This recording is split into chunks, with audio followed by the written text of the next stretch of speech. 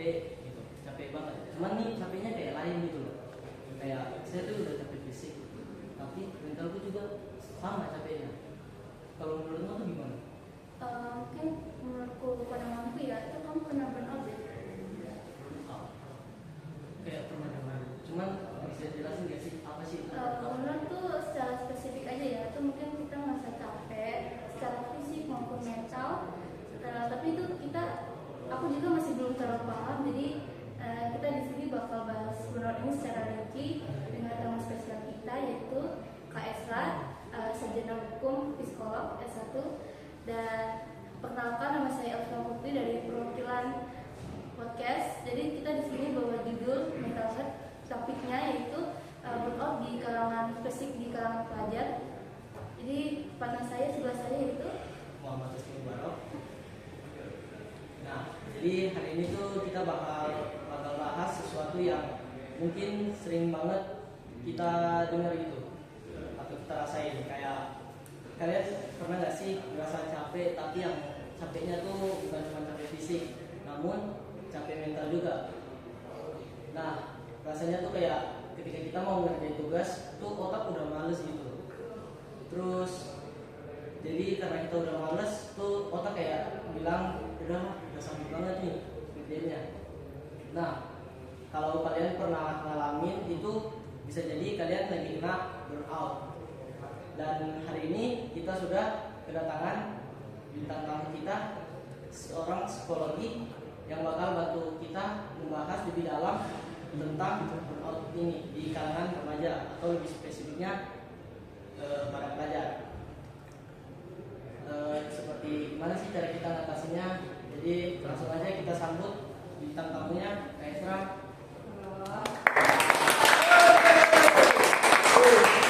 Gimana Kak kabarnya? Ya baik, kalau tadi udah sempat kenalan ya, Elvira sama Husni. Oke, terima kasih ya udah mengundang di siang hari ini. Semoga topiknya bermanfaat buat teman-teman semua. Oke, mungkin kakaknya bisa perkenalan diri. Oke, perkenalkan nama saya Esra. Sebenarnya nama lengkapnya Esra Latina Dea. Panggilannya Esra. Saya adalah seorang psikolog. Tadi agak salah sedikit.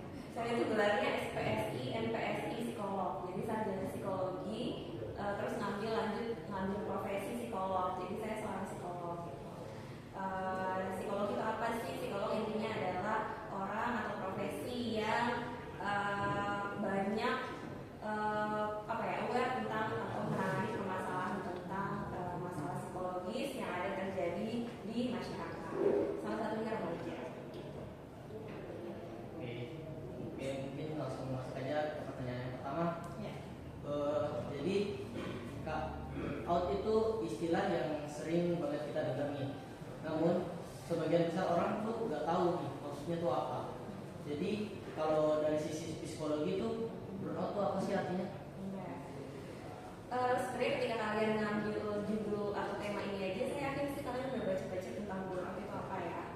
Nah, apalagi kalau zaman sekarang tuh medsos udah ramai banget tentang istilah-istilah psikologi, dan kalian pasti juga udah baca-baca loh tentang istilah burnout. Nah, burnout itu sebenarnya paling banyak dipakai di perusahaan sih untuk karyawan gitu, dan itu biasanya juga paling banyak terjadi pada karyawan. Tapi belakangan ini juga jadi ramai juga burnout ternyata bisa terjadi di kalangan pelajar juga. Terus burnout itu apa sih? Burnout itu intinya adalah kelelahan, lelah secara fisik, emosional, dan juga mental yang terjadi akibat stres yang berkepanjangan atau yang terjadi dalam waktu yang jangka panjang gitu. Nah, bisa juga disebabkan karena terus-menerus berada dalam kondisi yang membutuhkan atau berada dalam kondisi yang tekanan emosionalnya tinggi. Akhirnya menjadilah kelelahan secara fisik, emosional, dan juga mental, yaitu burnout itu. Ya.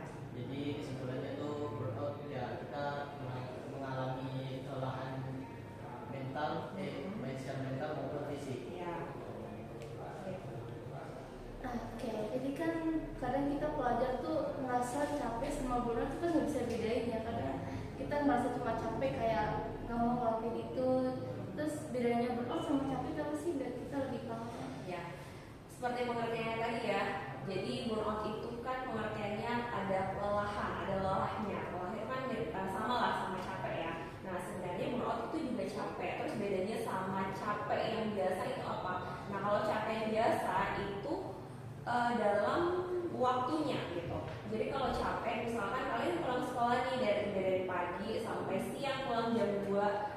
itu pasti kalian ngerasa capek.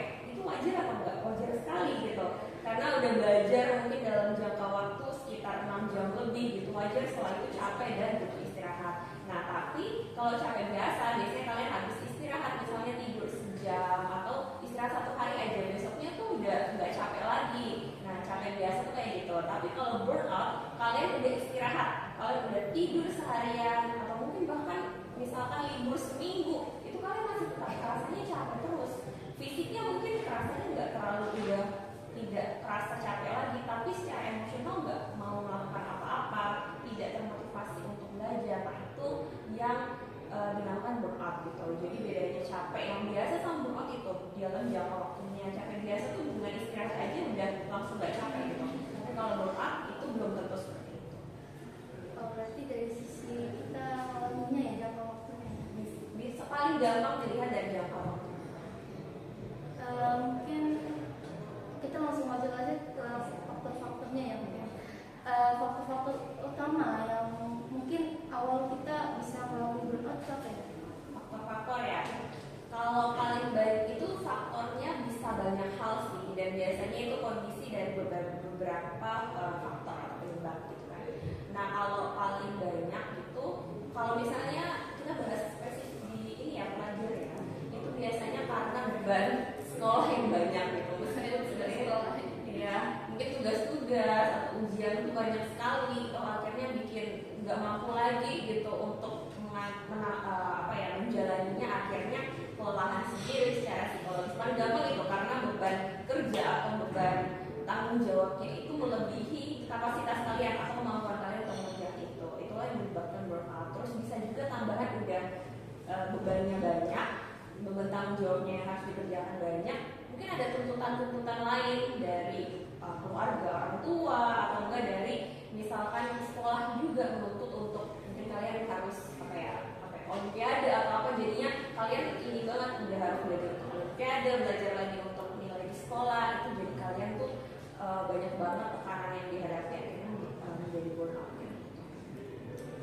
Oh iya sih, kadang banyak juga dari teman-teman saya gitu udah ikut nilainya disuruh orang tua ranking 1, tapi dia juga ikut olimpiade, ikut lomba seni. Jadi mungkin lebih kasar mentalnya itu dari sisi akademik. Iya benar. Kalau pelajar memang jadinya tekanannya banyaknya itu burnout penyebabnya karena akademik sih, karena kan fokusnya pelajar ini ya. Oke Kak, jadi gimana sih cara mengatasi jika kita mengalami burnout ini? Mengatasi ya, khususnya remaja kalian ya. Awal gitu. Iya. Nah kalau mengatasi burnout itu banyak sih caranya ya. Mungkin salah satunya dengan kalau remaja itu paling bagus kalian mencari hal yang bisa bikin kalian relax atau senang.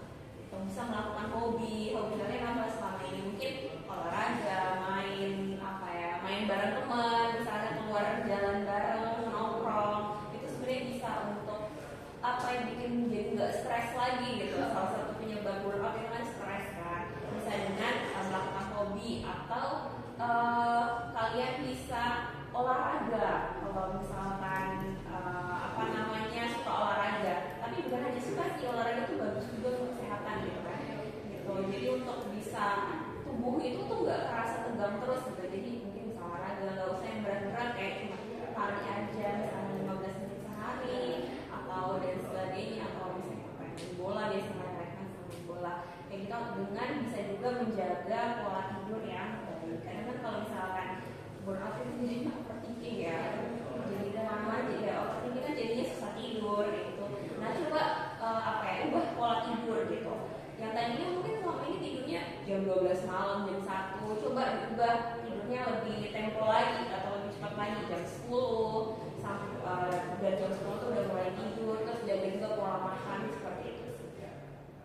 Kayak kadang juga kita tuh khususnya ya di sekolah saya sama Averos tuh pasti kita tuh selalu dikejar deadline. Jadi tuh kebanyakan anak Averos tuh bukan malam-malam tuh bukan main game, mungkin karena lagi pas deadline ya. Mungkin dari sini ada teman dari pandanganmu. Jadi burnout itu berarti bukan cuma masalah mental aja Kak, berarti ada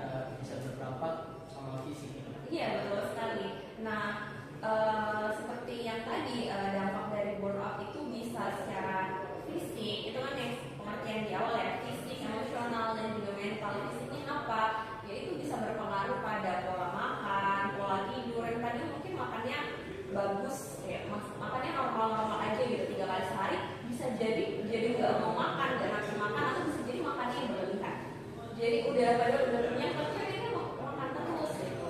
Dampaknya bisa itu secara fisik gitu. Akhirnya kan bisa berdampak pada berat badan kan, ya itu, terus juga pola tidur jadi berantakan, terus bisa juga ya kalau misalnya kalian stres lah, apa sih anak-anak sekarang itu bisa biasanya kalau stres jadi kepalanya pusing lah, terus apa namanya apa ya, perutnya sakit lah dan sebagainya. Nah, ya. Kalau apa itu ada tambahan solusinya, kita remaja kan olahraga ya, tapi kalau saya kebanyakan dan lihat teman saya tuh ada yang mereka tuh sekedar olahraga tuh cuma buat pamer di medsos. Kayak itu kita biar kayak gitu gimana ya? Biar apa? Biar olahraga serius. Iya serius, biar serius. Bukan cuma pamer. Iya. Sebenarnya itu pilihan pribadi masing-masing sih, gitu. Apa kalau misalkan apa ya? Mungkin kita yang lihatnya tuh jadi gerah ya. Kita yang bukan orangnya gitu kan. Kita lihatnya olahraga cuma buat pamer doang nih. Tapi sebenarnya itu kan pilihan hidup orang ya. Kita juga punya pilihan untuk tidak lihat konten itu gitu. Kalau kita misalkan merasa kalau pilihannya dia itu nggak bagus, karena kita juga nggak bisa merubah hidup orang kan. Kalau memang dia tujuan olahraga buat pamer doang, ya udah biarin aja. Terapkan pada diri, udah saya olahraga untuk sehat, bukan cuma buat pamer doang. Jadi dari mungkin kakak pernah ada pengalaman untuk menangani pasien remaja, atau mungkin kakak sendiri yang pernah alami, seberapa sering sih kasus burnout ini terjadi Pada siapa? di para pelajar? Pada pelajar ya? Sebenarnya kalau pada pelajar itu termasuk nggak banyak ya, tapi bukan berarti nggak ada ya. Kalau saya pribadi gitu, saya nggak tahu orang lain. Sebenarnya kalau pada pelajar sendiri itu kalau burnout nggak terlalu yang banyak, memang banyaknya itu pada karyawan ya, pekerja gitu. Iya, karena mereka punya deadline sendiri. Tapi bukan berarti pelajar nggak bisa mengalami burnout. Sekarang udah banyak banget juga gitu. Mungkin karena pelajar tuh lebih banyak ini sendiri ya, karena masih banyak teman-teman gitu kan istilahnya, jadi mereka ketika mengalami burnout jadinya main aja sama teman-teman atau enggak curhat sama teman-teman gitu, jadi lebih punya apa ya istilahnya untuk meredakan stresnya itu ada. Nah tapi kalau pada remaja tentu ini sih pasti juga bisa mengalami burnout.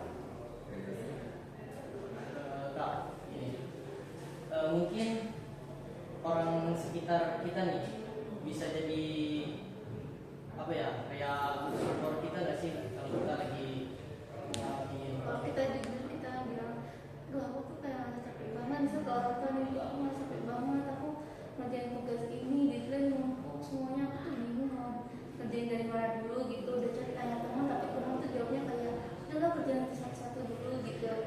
Itu kalau misal orang tua kita nggak support gitu, kita udah nyari kayak healing kemana gitu, kita cari refleksi kayak udah deh aku harus lepas dari burnout, tapi kita nggak bisa lepas gitu. Kan banyak sendiri juga, ada yang kayak teman atau apa. Mungkin dari sisi kakak ya, kita susah, kita remaja mau nyari support dari siapa gitu, atau kita self apa iya. Kalau ketika kalian capek terus kayak mengeluh ya istilahnya ya, mengeluh sama orang terdekat, kalian pengen diberikan reaksi yang seperti apa sebenarnya? Kayak ya didukung, kayak udah nggak apa-apa, pelan-pelan sembuhin pelan-pelan gitu. Atau enggak kalau temen ya, aku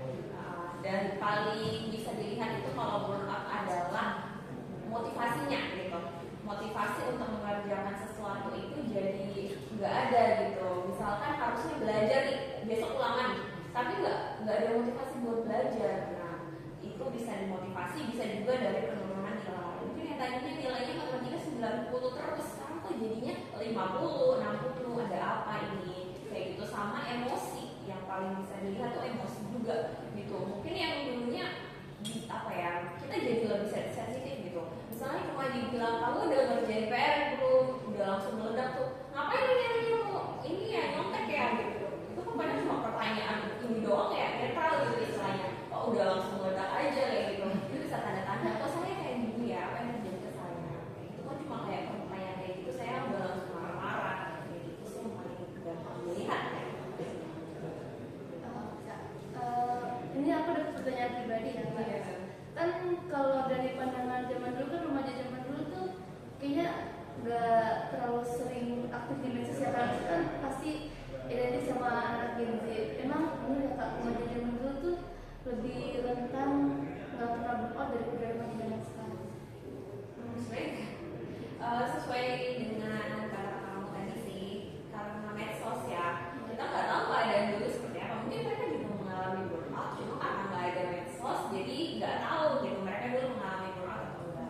Nah kalau zaman sekarang kan medsos sudah banyak banget, jadi kalau misalnya mengalami suatu hal itu udah langsung searching atau bikin status gitu, jadi kelihatannya kayak remaja zaman sekarang itu dalam tanda kutip lemah, padahal sebenarnya mungkin sama aja.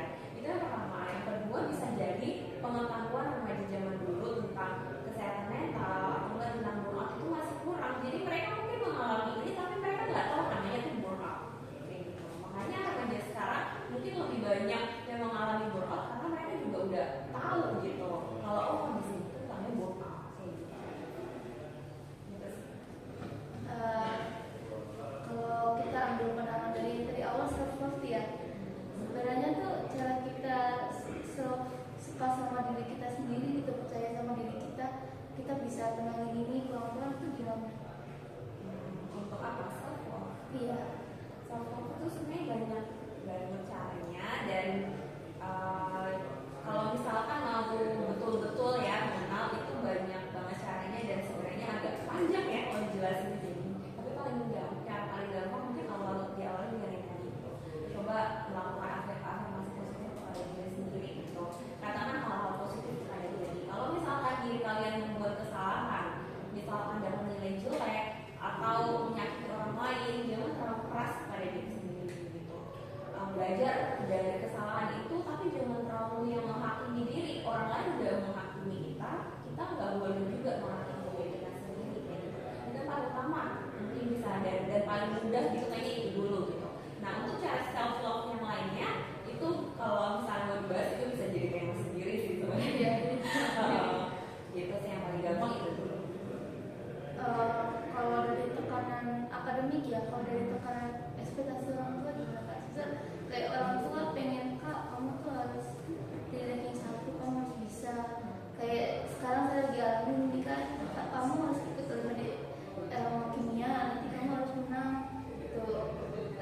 Mungkin dari sisi aku ya Kak, belajar tuh kayak ada tekanan, jadi aku belajar tuh kayak ya ini pokoknya belajar harus bisa menang, tanpa kita masa oh aku kalau gagal juga nggak apa-apa kan, buat mungkin di kesempatan lainnya kita bisa belajar lebih banyak gitu.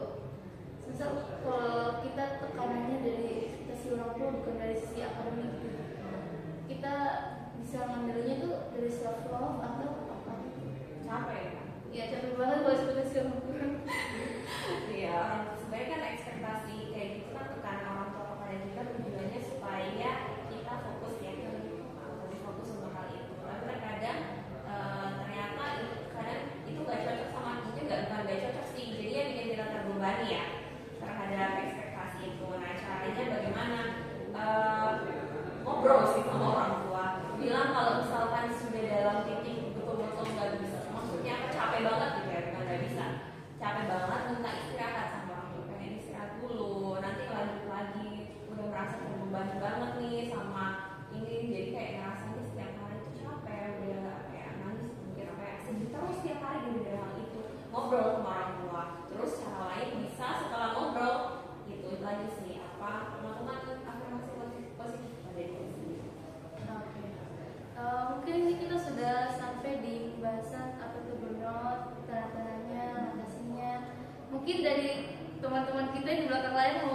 nambahin beberapa pertanyaan? Wah, ada ya. Mana kan? Saya Iya. kan. Oh iya, boleh. Tadi kan kakak udah sempat notice kalau teman kita, lingkungan sekitar kita tuh juga bisa terkena burnout tanpa kita sadari. Nah, misalnya kalau teman saya nih mengalami burnout, terus tanda-tandanya udah mulai kelihatan. Nah, itu cara kita biar ngatasin dia tuh gimana biar dia nggak terlalu over keluar gitu burnoutnya, terlalu depresinya. Cara menolong. Iya, cara menolong. Menolong dia ya. Sebenarnya dengan apa ya, intinya istilahnya itu apa ya, kalau bahasa Inggrisnya itu reach out, tapi kalau ini apa ya, istilahnya itu menghampiri dia, kayak tegur dia, terus tanya kondisinya kayak gimana, kamu lagi baik-baik saja kah, atau ada masalah kah, pengen cerita atau enggak, apa yang saat ini sedang dialami, kayak gitu. Jadi tanyakan keadaannya seperti apa yang dia butuhkan. Itu kalau teman ya, kalau sama teman gitu dulu sih yang paling utama. Terus kalau misalkan dia butuh bantuan, coba sebisa mungkin kasih bantuan yang kita bisa gitu. Kalau kita nggak bisa, kita support aja gitu dengan memberikan apa ya, semangat kayak gitu. Itu biasanya teman seperti itu deh. Dan juga kasih informasi kondisi kamu saat ini. Ini bukan berarti ini ya diagnosis diri sendiri ya, tapi lebih ke tadi kemarin saya sempat baca-baca kalau kayak gini tuh bisa mengarah kepada tanda-tanda ini. Coba kalau misalkan kamu benar-benar kondisinya parah banget atau misalnya nggak sanggup sendirian, coba ketemu sama profesional kesehatan mental kayak gitu supaya bisa mendapatkan bantuan lebih kayak gitu. Tapi kalau sama teman, bagusnya dekati dia, tanya kondisinya apa yang dia butuhkan. Dan paling utama dengarkan dulu sih, daripada beri nasihat, lebih utama dengarkan dia dulu. Kalau dia butuh nasihat, kasih nasihat. Kalau tidak, tidak kayak gitu. Jadi kebutuhannya apa? Kayak gitu. Jadi kita samperin dia terus harus ini dulu apa namanya, tanya kondisinya gimana.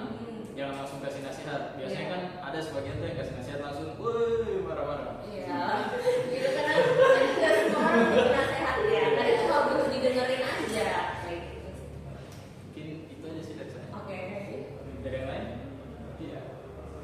Nggak dulu?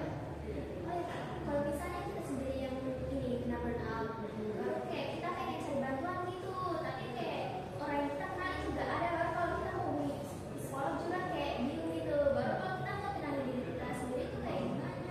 Kayak bingung gitu motivasinya. Karena kayak motivasinya kita itu kayak selalu toksik gitu. Kayak nilai harus bagus buat apa? Buat bantuin orang tua. Kalau tidak nanti ya kayak gitu. Sebenarnya itu tergantung dari kondisinya sudah seberapa kondisinya bagaimana gitu ya. Kalau misalnya masih apa ya, burnout ini itu masih bisa ditangani sendiri, itu sebenarnya bisa tadi melakukan yang tadi sudah saya diskusikan juga. Coba melakukan hobi atau enggak dengan melakukan self love ya, gampangnya tadi kayak itu melakukan self love, berikan afirmasi positif kepada diri sendiri sambil peluk diri sendiri, kasih afirmasi positif kayak gitu. Itu kalau masih yang bisa ditangani sendiri ya. Tapi kalau sudah merasa wah saya udah sampai cemas nih, sampai nggak bisa tidur sama sekali, sampai nggak bisa makan, atau makan saya berlebihan banget, coba ketemu sama profesional gitu, karena itu bisa jadi permasalahan sudah cukup kompleks untuk diatasi sendiri. Bisa ke psikolog atau ke psikiater. Tapi kalau misalnya kita ke psikolog itu, yang ada kita tambah beban itu karena pikirin biayanya. Oh gitu. Iya. Kalau itu sih biasanya kalau pelajar itu ada apa ya, diskonnya, ada harga khusus pelajar sih. Saya kurang tahu juga sih harganya berapa, tapi kalau itu coba ketemu siapa yang bisa lebih tahu, itu nanti biasanya mereka kalau pelajar itu ada harga khusus harusnya. Atau bisa kalau misalkan lebih ini lagi di online itu biasanya ada lebih murah-murah lagi. Biasanya 50. Jadi ngomongin harga ya. Biasanya 50.000 kalau pelajar masih dapat kalau online, tapi jadinya online yang nggak bisa ketemu tatap muka gitu. Biasanya lewat video call atau lewat voice call. Biasanya pelajar tuh masih dapat. Iya, iya.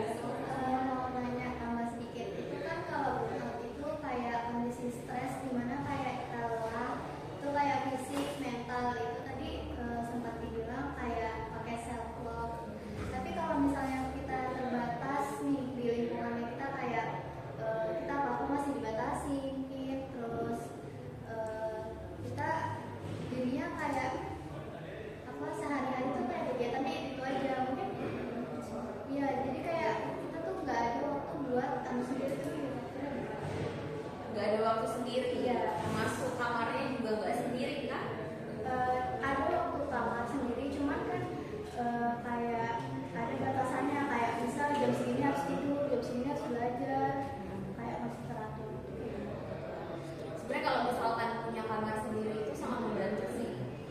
meskipun udah ditentukan jamnya juga kan, ketika kita sudah masuk kamar kan orang tua, apalagi kalau kita sudah sendiri ya, misalnya di kamar, misalnya kita tidurnya sendiri, meskipun udah ditetapkan jam, kita udah masuk kamar, orang tua kan nggak tahu ya kita ngapain dalam kamar gitu. Maksudnya nggak pengen ini juga, maksudnya melanggar peraturan orang tua sih, maksudnya lebih ke waktu untuk diri sendiri aja gitu.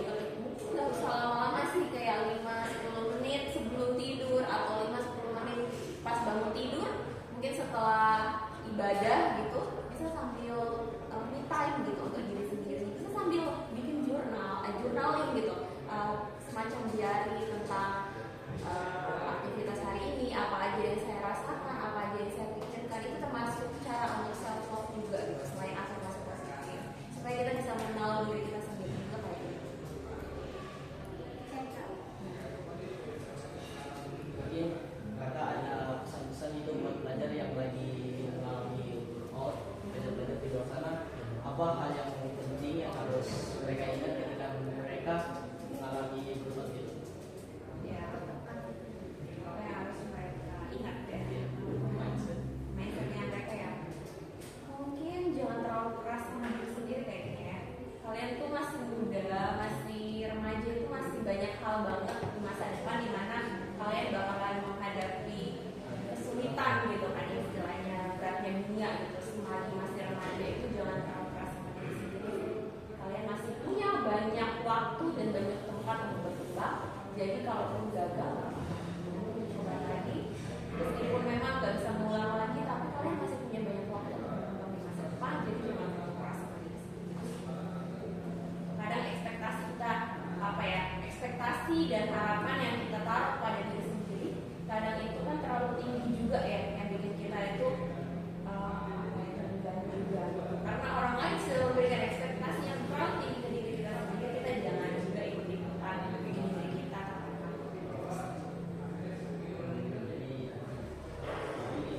Kan banyak tuh pelajar yang merasa gagal ketika mereka tidak selalu produktif sebagainya.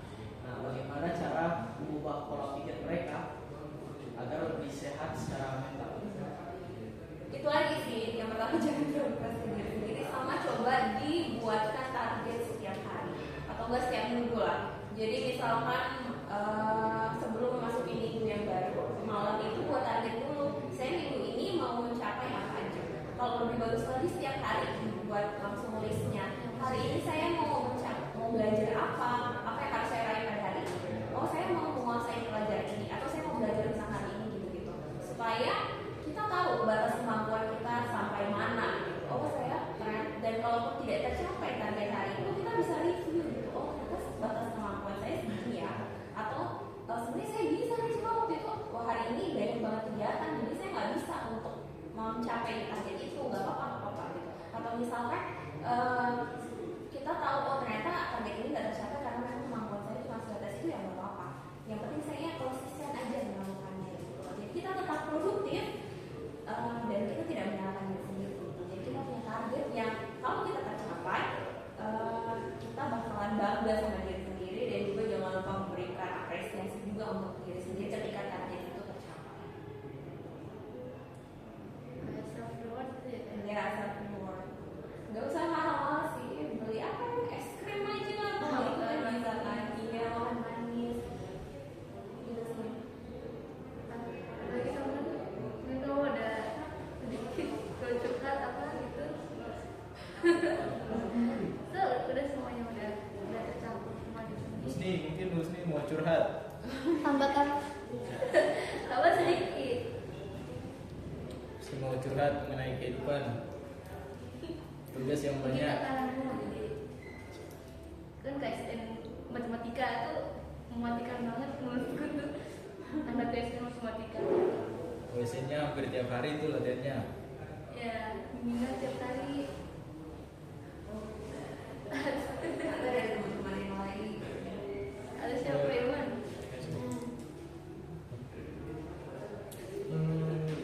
Jadi gini kak, jadi saya kan tuh kan pernah nonton podcastnya Dokter Tirta. Nah katanya dia tuh salah satu cara buat ngatasin stres berlebihan itu dengan membuat skala prioritas. Terus apa? Apa sih? Kalau dari kakak tuh ada nggak apa per stepnya kita harus lakuin ini dulu atau ini dulu gimana? Skala prioritas. Iya.